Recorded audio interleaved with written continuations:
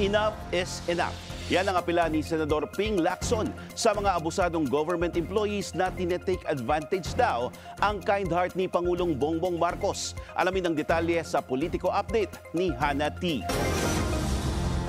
I'm appealing to our co-workers in government. I think we have reached the point na dapat isipin natin, enough is enough. Ito ang paalala ni Senador Panfilo Lacson sa mga abusadong kawani ng gobyerno. Yan ay matapos niyang ilaglag ang ilang palace officials na minisrepresent umano si Pangulong Bongbong Marcos. Matapos ang revelasyon ni dating Congressman Zaldico na ang Pangulo raw ang nag-utos sa kanyang mag-insert ng 100 billion peso budget insertion, nilapitan daw ni Lacson si dating DPWH Undersecretary Roberto Bernardo para pasinungalingan ito. Ani Bernardo, hindi si PBBM ang nag-utos ng insertion para makakuha ng kickback, kundi si resigned Yusek Trigev Olayvar ng Department of Education. Depensa ni Lacson, mabait umano ang Pangulo.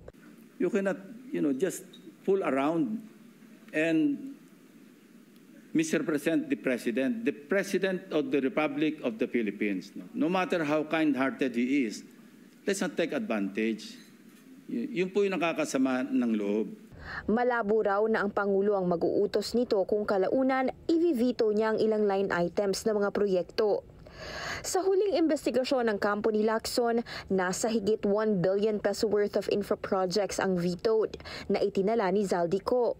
Pinagsumiti ni Lacson si Bernardo ng handwritten narration ng mga kaalaman niya sa nangyaring insertion at natanggap ito ng Pangulo kahapon. Kalaunan, pinaalis sa pwesto ang mga sangkot sa palasyo pagdating sa flood control mess. Kabilang dito si dating Executive Secretary Lucas Bersamin na ginawan umano ng paraan ng pag-insert ng bilyong-bilyong mga proyekto sa national budget. Sometimes kala mo lulusot ka. Pero sooner or later, it will catch up with you. Especially if you do it habitually. Sumama ang loob ni Lacson sa mga tila opportunistic pagdating sa mainit na mga parata ngayon laban sa Pangulo. Ang masama rito, Mr. President, apektado yung buong bansa eh. Naglayo ang investors. Stock market is down. Una na ring inilantad ni Senadora Amy Marcos ang tila habit umano ni PBBM pagdating sa cocaine news. Hindi na raw sila nag-uusap ng Pangulo dahil lumawak ang impluwensya ng pinagbabawal na gamot laban sa kanya.